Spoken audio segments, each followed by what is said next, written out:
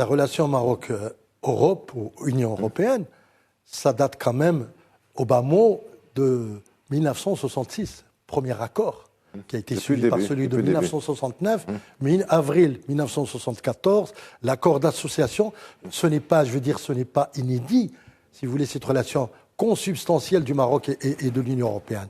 Elle est là, maintenant. Elle est historique, pas justement. Qu'est-ce qu'elle devient? Je reste avec vous, justement, pour vous les deux poser la candidats, question. que vont-ils en faire? Et c'est pour ça que j'ai posé cette question sur l'opportunité tout à l'heure. On a l'impression, à regarder une carte, c'est limpide. Vous avez l'Europe, l'Union européenne, conflit au nord, conflit, inimitié, on va dire, à l'est avec les Turcs, incompréhension, le Brexit à l'ouest et au sud, le Maghreb. On a l'impression d'une Europe qui, quelque part, enclavée. C'est à vous que je pose la question, Hassan Alaoui, avec cette précision, en plus de ce que dit Brahim Rachidi sur l'économie, après avoir tout bloqué à la Russie, ben, ils ont bloqué aussi les engrais russes. Et donc, il y a beaucoup de choses à faire avec le Maroc. Mais est-ce que vous ne pensez pas que pour se sortir de cet étau dans lequel on peut trouver l'Europe, quelque part, encore une fois, il faut voir une carte, est-ce qu'une ouverture vers le Maghreb, qui donnerait plus tard une ouverture plus loin, ne serait pas véritablement souhaitée de la part européenne, de la part de l'Europe? C'est la voie la plus salutaire jusqu'à présent.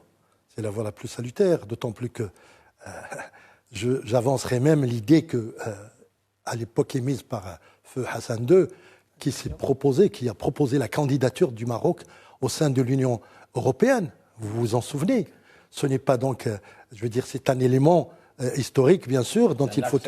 Un acte symbolique, mais on est... En 89 89, c'est un acte symbolique. Oui, vous le disiez tout à l'heure, 13 kilomètres, ce n'est rien, c'est un bras de mer, même pas une petite embouchure.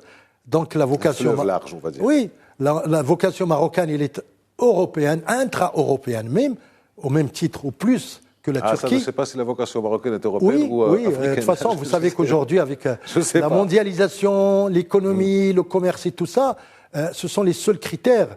Et bien sûr, le mouvement migratoire et tout ça vient dans la foulée, si vous voulez, de ces échanges qui sont institutionnalisés, pardonnez-moi l'expression. Aujourd'hui, on va voir, moi je ne me hasarde pas à dire que Macron ou Le Pen sont là déjà, passeront. On verra le débat de demain et puis surtout le vote du 24 avril.